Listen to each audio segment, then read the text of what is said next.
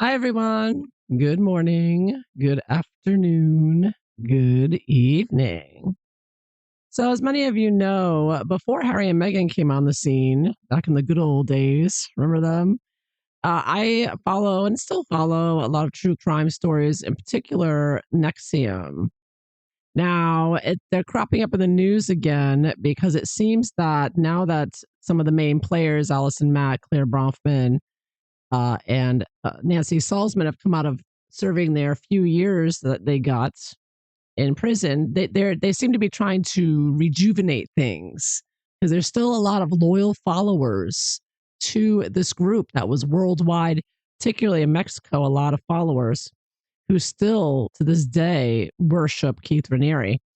And this clip came up. I'm watching. You can find this on YouTube. Mark Vicente, he was part of Nxivm, I think, for about 20 years or almost that. And he was one of the first to escape, and he helped take Nxivm down. And he describes here, I think you'll find interesting as it relates to Harry and Meghan, actually, is the tactics that Keith Raniere would use to attack anyone that criticized him or his cult. He, as he describes here, exactly like Harry and Meghan, if you criticized Keith Raniere, leader of Nxivm cult, you were accused of hate speech. No joke. This is a repeated theme amongst these criminals, psychopaths. So here we go. It's a very short clip. Because they don't understand what they're looking at. They don't understand that somebody can be a psychopath and act human. So he insists on a certain position and they buy it. They believe it wholeheartedly. But they've had to compartmentalize things so much. They've had to shove down so much. As I said before, in my letter to the inside, they've EM'd away a lot of conscience, unfortunately. Whether that's permanent, I don't know. But they're not looking at things with a full emotional deck. They believe they are. And Raniere just insists that everything that's happening is a hate campaign.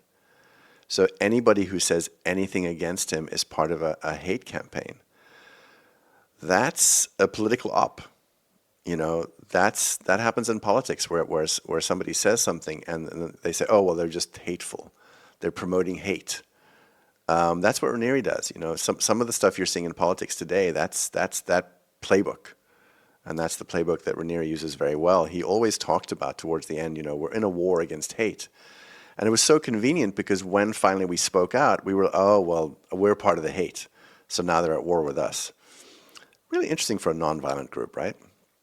There's a moment. Isn't that interesting? The leader of the Nxivm cult, Keith Raniere,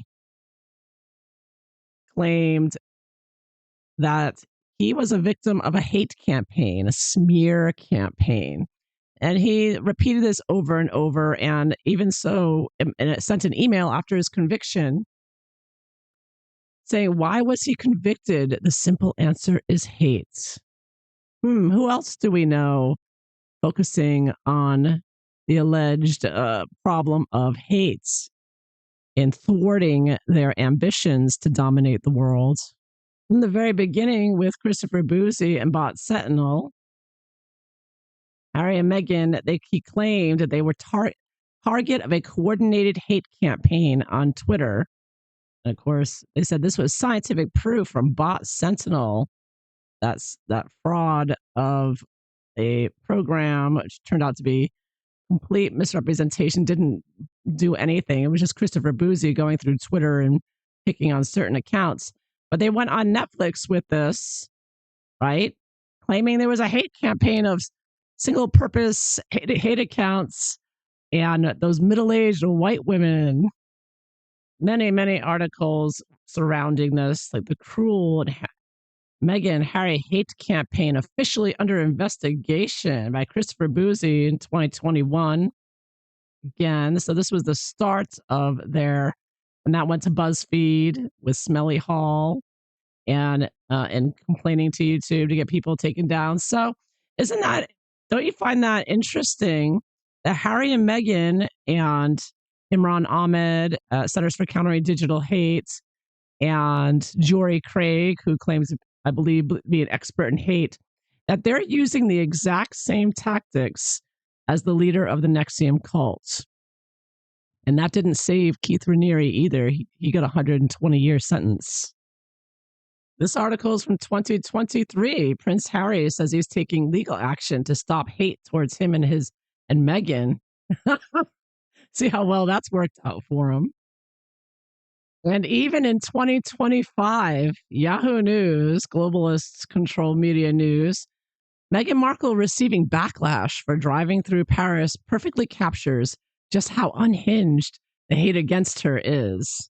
Yeah, they're talking, of course, about the video of Meghan videotaping the place, the Pont d'Alma tunnel where Princess Diana died, and then Meghan shows her feet and crossing her legs, doing the Hikiti thing. So yeah, it's a repeated thing where Meghan does disgusting, despicable, abhorrent things, and when people react to it, she turns around and says, "Aha, the hate campaign.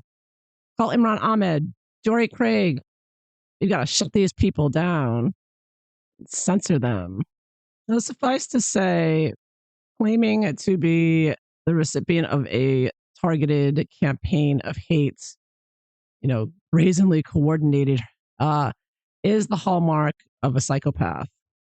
And the fact that some lunatics working with the globalists will create an organization and call it the Centers for Countering Digital Hate just shows how far this has gone. But according to Harry and Meghan and Imran Ahmed and the person here that Harry and Meghan support with Archwell, Jory Craig, the hate is only coming from one political side, don't you know? Well, I guess which side is it? Creating more polarization and claiming that it's just those right wing haters that are the problem and need to be censored. And the scam continues. So just beware of people who are found to be guilty of malevolent behavior and disgusting, abusive behavior and abusing others that turn around and say, "Oh no, this is a hate campaign," because that person and the people that surround them, psychopaths, in my opinion.